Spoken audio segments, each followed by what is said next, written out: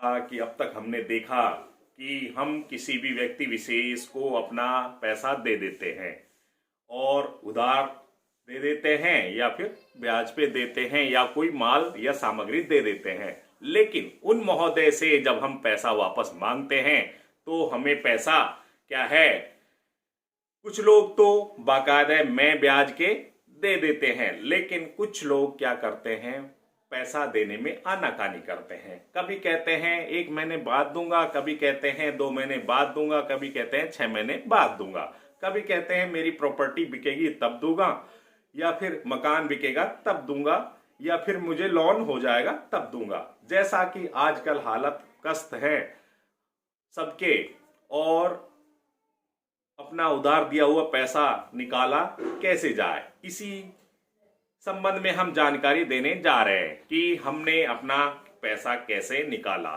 चूंकि यह घटना मैंने खुद ने अपने ऊपर प्रैक्टिकल की है, आप इसको अजमाएं या ना आजमाएं यह आपके ऊपर है, मेरी कोई जिम्मेवारी या दावेदारी नहीं है। चूंकि मैंने अपना एक भुगतान प्राप्त कर लिया है, ऐसे ही फंसा हुआ तो हम बताने जा रहे हैं पूरी जानकारी।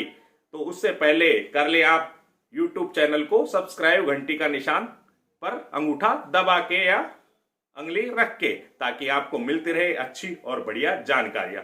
तो क्या थी यह पूरी जानकारी कि उधार कैसे वसूले। ना तो कोई चेक लिया, ना ही कोई एग्रीमेंट किया, अब करे तो क्या करे।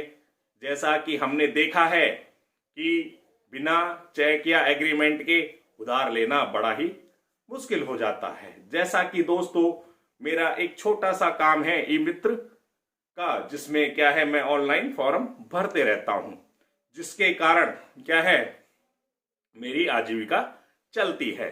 जी हाँ दोस्तों, अब चूंकि कई बार होता है कि कॉलेज या कोचिंग वाले ऑनलाइन फॉर्म भरा देते हैं एग्जाम के या कोई भी कंपटीशन के, और थोड़ा बहुत उधार नगद का मामला चलता रहता है। लेकिन एक दिन एक घटना हुई, उन्होंने कहा, एक कॉलेज कोचिंग संचालक ने कहा कि भाई मेरे अकाउंट लॉक हो गए हैं, फ्रीज हो गए हैं गलत पासवर्ड के कारण, और आप फार्म भर दीजिए। अब मैंने जैसे कि उनका फार्म भर दिए। अब भुगतान के लिए जब उनको कॉल किया तो उन्होंने कहा भाई अभी 2 दिन लगेंगे, फिर कहा कि भाई अभी 15 दिन लगेंगे। ऐसे लगभग 6 महीने गुजर गए। अब करे तो क्या करे, उन्होंने फोन भी उठाना बंद कर दिया और मुझे क्या है ब्लैक लिस्ट में डाल दिया कि ना तो घंटी जाएगी ना ही उन्हें कोई डिस्टरबेंस होगा कोचिंग में। अब मैं पहले से संबंध थे, अब उनसे ज्यादा दबाव दे नहीं सकता, तो मैंने एक छोटा सा SMS टाइप किया कि महोदय विशेष आपने अमुक भुगतान नहीं दिया है और आपको बार बार सी में गत 6 माह में क्या किया गया है, संपर्क किया गया और आपने उसके बावजूद भी कोई भुगतान नहीं दिया। चूंकि आपने बंद खाते का हवाला देकर हमसे ऑनलाइन फॉर्म भराए थे, जो अब तक बच्चों के पेपर भी लग गए हैं, और आपने फिर भी भुगतान नहीं दिया है। अतः श्रीमान आपका जो फोटो है वह अब फेसबुक के प्रोफाइल में मैं लगा रहा हूं और उसमें पूरी विवरण को लिख रहा हूं। जिसकी कोई मानहानि होती है या व्यवसायिक क्षति होती है तो उसकी पूरी जिम्मेवारी आपकी होगी।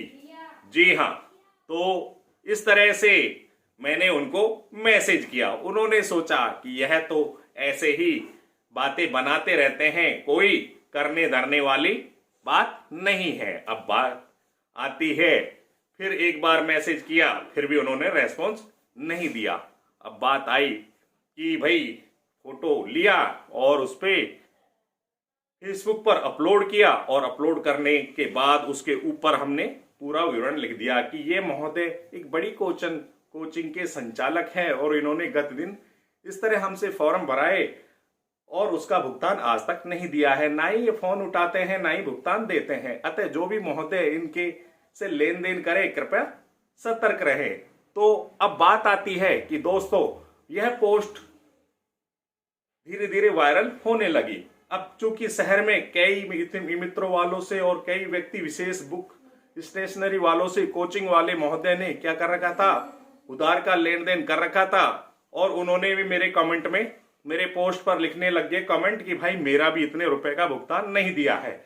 अब धीरे धीरे उनकी छवि धूमिल होने लगी, यहां तक कि उन्होंने कुछ स्टूडेंट से भी उधार पैसे लिए हुए थे, उन्होंने भी कमेंट कर दिए और उनकी कोचिंग की रेपुटेशन डाउन होने लगी। तो वो दौड़े दौड़े मेरे पास आए और उन्होंने भुगतान कर दिया। तो इस तरह मैंने भुगतान लिया है कोचिंग संचालक से, जिसके लिए मैंने ना तो कोई एग्रीमेंट लिखाया था, ना ही कोई एडवांस चेक लिया था। तो ये थी पूरी कहानी। अच्छी लगे तो लाइक करें और शेयर करें, ताकि आपको किसी तरह की कोर्ट कचहरी के चक्कर अपने उधार पैसे लेने के लिए ना लगाने पड़े। मैंने बिना कोर्ट कचहरी के चक्कर लगाए ही अपना भुगतान ले लिया है दोस्तों। इसी के साथ जय हिंद।